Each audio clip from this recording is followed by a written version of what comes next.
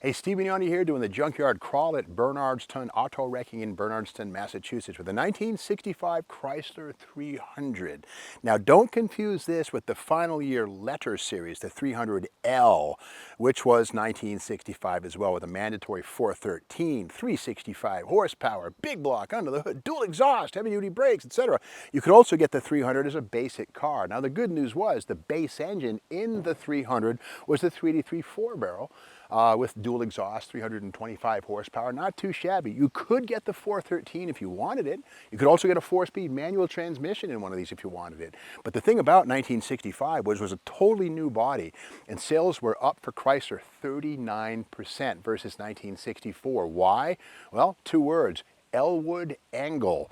Now we've talked on this channel before about Virgil Exner and how in 1955, 6, 7 he really revitalized Chrysler Corporation with the forward look styling, but it went a little nuts, a little crazy by 60, 61. It really got crazy. So Elwood Engel joined Chrysler Corporation in 1961 and began to have his influence on the design, and it fully came to fruition by 65. So all traces of Exner were pretty much gone by 65, as was he. He retired from Chrysler by this point in time. But the Elwood Angle look was about sheer lines, longitudinal, horizontal shapes, and really just sort of a crisp look. No more fins, no more asymmetrical stuff, no more toilet seats on the trunk lid, which were kind of, exclusive luxury items, kind of looked like a powerboat or an outhouse. You choose.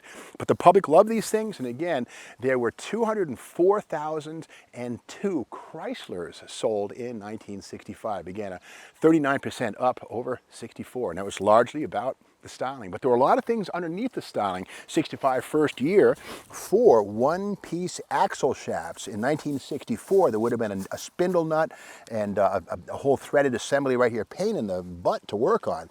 You had to use a pulling tool to get the drum off. So these one-piece axle arrived on all 8 3/4 axles in 65 and would be seen from there on. A good thing, no problem with that. Again, this is the sleek 300 two-door hardtop, beautiful styling. I love this delta-shaped B-pillar here. And again, it's a hardtop. Rear window goes down. It's open-air motoring. Next best thing to a convertible, kind of, sort of, without getting rained on. And this one is, again, a 300, not an L. So that's why there would have been a 383 here under the hood on this. But under the hood, we do see something that's not correct, and that would be this dual circuit master cylinder. This would arrive in 67. This would have had a single pot, but this is an upgrade you can make if you're afraid of the single circuit, which you shouldn't be. But if you let maintenance go, yeah, the single circuit brakes aren't too good, because if you lose one wheel cylinder or one rubber hose, you get about 1 or 2 pumps and you got nothing. Whereas with these, you still have half the brakes if one of the circuits should spring a leak. But on this one, we see the interesting C-body architecture, very different from the A-body compact and the B-body midsize, wherein these inner fenders are not part of the structure of the car. These bolt on, these things right here, whereas on an A-body or a B-body or an E-body, later on the Cuda Challenger, this would have been a welded structure here with a shock tower. But on the C-bodies, the front frame, this thing right here, ends under the driver's seat. It bolts on kind of like a 67 up Camaro, believe it or not. Same idea, but a few years before. The shock absorbers live in these little towers right here. That's the top of the shock. Here's the upper control arm. And yep, torsion bars. We've got them right here. From 1957 all the way up into the 1980s, longitudinal torsion bars. This was a power steering car, as most 300s were. But again, not being a 300L, what we don't have on this one is the thicker anti-sway bar. This is basic piece. And again, on a 300L, we would see thicker torsion bars as well for slightly better handling. You come around this side here, and this is Car Life magazine right here, September 64, previewing the new Chryslers. And here we show something kind of neat. Now, it's missing from this one, but on the top we see the new full-size cars, the Polara, Fury, and Chrysler. That's a C-body. They're calling it new, but the concept goes back to 60 when they went to semi-unitized construction. On the right, we can see that darkened thing. That is the front subframe that bolts to the car. It's not welded on. You can actually unbolt that if you need to fix it after an accident, whatever. But otherwise, it's a unitized tub. We see on the left that gray structure. And again, the inner fender wheelhouses here on the bottom left, those things right there, which help to prevent rust, and they also bolt in place, unlike the integral parts found on the smaller cars. Now inside this one, something kind of cool. This door does open, hooray, hooray, hooray, good to see it. Here's the grille, and this being a non-letter series car, what we won't find in the center of the grille is an illuminated light. On a 300L, there was actually a light right there, but on the regular 300, it was just an emblem. But one thing that's missing on this, and I don't see sitting around, on this model, 1965 and 6 only, there would have been tempered glass coverings over the headlights. They didn't retract, they didn't move, but they had little fine lines in them. But it was a tempered glass covering that gave the cars a pretty cool look, seen on all Chryslers. And in fact, this here is Motor Trend, June 1964, and I think I hear some self-entitled whining, not sure. Canceled?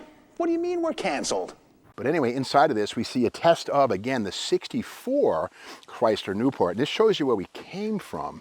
The thing of it is, this is Virgil Exner. So Ixnay with the Exner, you know, in with the Elwood Engel. But we can see that kind of unusual trapezoidal theme, deeply set headlights, just kind of funky. I mean, I like it. I appreciate Virgil Exner. In fact, he designed the Volkswagen Carmen Ghia. Watch this channel, you'll see how and why, but he did.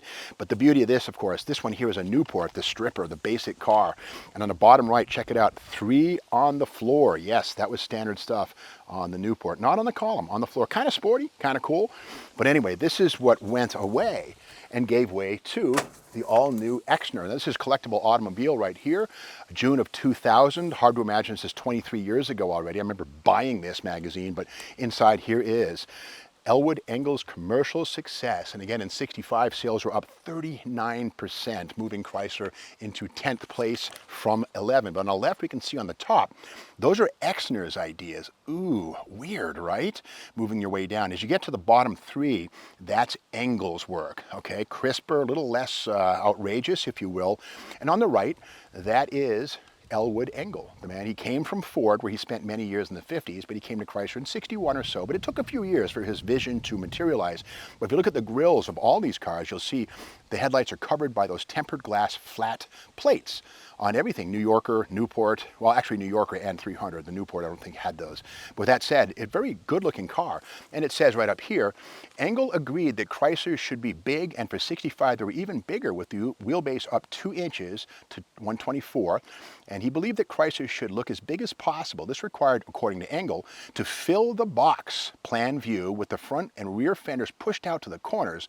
As a corollary, Engel hoods and rear decks were horizontal and flat, accentuating the reality with the illusion of still more width. The key element of the new Chrysler was its high, slightly arching horizontal A-line capped by an Engel signature touch, full-length bright molding on all series. This car-stretching design device was one he had used successfully on the 61 Lincoln Continental. Yes, this man did the Lincoln Continental. So, you know, good provenance, good skills, good taste. And this is what they're talking about right here. This is a trim line that would give the car an accentuated sense of length.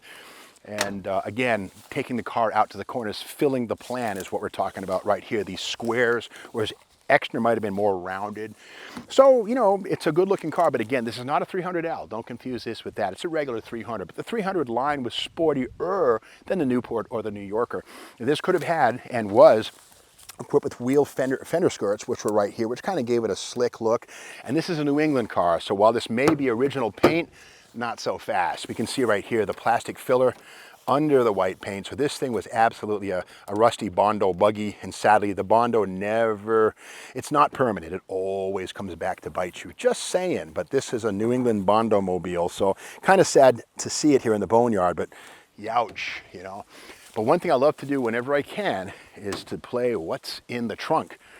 So we have the church key, as it were, in Mopar land, a flat tip screwdriver. The lock barrel is still there. There's no key.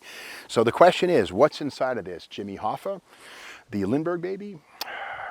Who can say? Maybe a whole bunch of wasps. Get ready to run if that's the case. Super Shane Richardson, cameraman extraordinaire. We go in here, we engage the tang, and we give it a twist. Oh, gotta get it properly orientized. Hang on, let me fast forward through this part, Shane. Let's see. All right, here we go. Gotta make sure it's up and down. Okay, here we go. Okay. Sometimes you get a big old basketball with hornets You can't run fast enough, but not here. That's cool. But getting back to the rust, yeah, look at this. Oh, you know, the tin worm is home. He's come home to say hello and never say goodbye. It's permanent. The trunk floor, sadly, you know, crunchy, crunchy, crunchy. But we can see the underframe, this hard part here, which is welded to the underside of that trunk floor. And the quarter panel extensions, rotten, gone. But, you know, I mean, when there's a will, there's a way. NASA, yeah, they could say we can restore this car, no problem, but, you know, for probably $1 million. With that said, though, we can still see the original white gloss paint. Always underside of the trunk is the most protected part of pretty much any car. No engine heat, minimal moisture. So a shiny white car, the original paint right there, but not here. But a beautiful looking car. And again, Elwood Engel arrived now to save the day at Chrysler. In fact, the Dodges and Plymouth full-size cars, and well, even the Dodge Charger enjoyed some of Elwood Engel's touches. Bill Brownlee had a big hand in the Dodge Charger, the '68 Coke bottle car. So it took a team. But by this point in time, Virgil Exner was suffering from lung cancer, and he was still alive, but diminished, sadly. Great guy, but sometimes, you know, things are in the oven long enough, too much time, and they start to cook too hard, and they get burned.